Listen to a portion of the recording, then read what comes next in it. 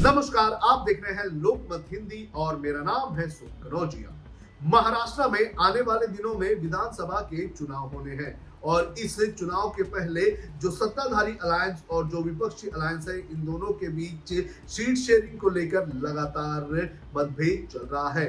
दोनों ही अलायंस अपने अपने जो सहयोगी दल है उनसे लगातार विचार विमर्श कर रहे हैं और कौन कितनी सीट लड़ेगा इसको लेकर चर्चा कर रहे हैं। लेकिन इसी बीच ये खबर सामने आ रही है कि सीट शेयरिंग के इस फॉर्मूले में जो विपक्षी अलायंस है महाविकास आघाड़ी वो लीड बनाते हुए नजर आ रहा है।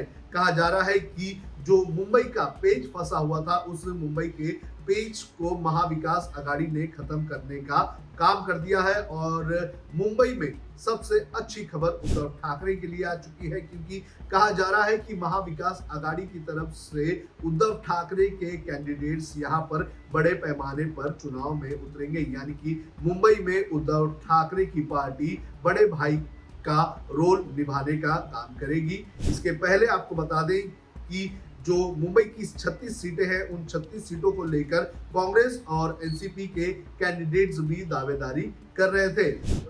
शिवसेना की अगर बात करें, उद्धव ठाकरे की तरफ से लगभग 25 सीटों की मांग की गई थी, तो उसके बाद तुरंत कांग्रेस की तरफ से भी 12 से 15 सीटों पर चुनाव लड़ने की बात कही थी। इसके अलावा शरद पवार की एनसीपी के नेता भी लगभग 7 से 8 सीटों की मांग कर रहे थे। इस हिसाब से अगर देख लिया जाए तो मुंबई की 36 सीटें हैं और इनका आंकड़ा जो है वो 41 से ज्यादा बढ़ जाता है। तो ऐसे में मुंबई की सीट शेयरिंग का मुद्दा सबसे पहले निपटाने का काम करना था और महाविकास आघाड़ी ने इस काम को सबसे पहले निपटा दिया है, ऐसा कहा जा रहा है। शनिवार को जो मीटिंग हुई थी, इस मीटिंग में ये तय कर दिया गया है कि महाराष्ट्र में मुंबई में जो शिवसेना यूबीटी है उसके सबसे ज्यादा कैंडिडेट मैदान में उतरेंगे। यानी कि 22 से 25 सीटों पर उद्धव ठाकरे के कैंडिडेट्स मैदान में उतरेंगे और वहीं जो बाकी बची सीटें हैं 10 से 12 सीटें जो हैं वो शिवसेना, कांग्रेस और शरद पवार की एनसीपी को मिल सकते हैं। तो मुंबई का फॉर्मूला फिलहाल सॉल्व होता हुआ नजर आ रहा है। आज एक और मीटिंग है महाविकास आघाड़ी की और इस मीटिंग में जो मुंबई का मामला है उस पर तस्वीरें पूरी तरह से साफ हो जाएगी। वहीं अगर बात करें शनिवार को जो मीटिंग हुई है उस मीटिंग में ये तय किया गया है कि मुंबई में शिवसेना को सबसे ज्यादा सीटें मिलेंगी। इसके अलावा जो मराठवाड़ा रीजन है उसमें शरद पवार के कैंडिडेट्स को बड़े पैमाने पर मौका दिया जाएगा और जो विदर्भ रीजन है वहां पर कांग्रेस के उम्मीदवार बड़े पैमाने पर उतरेंगे।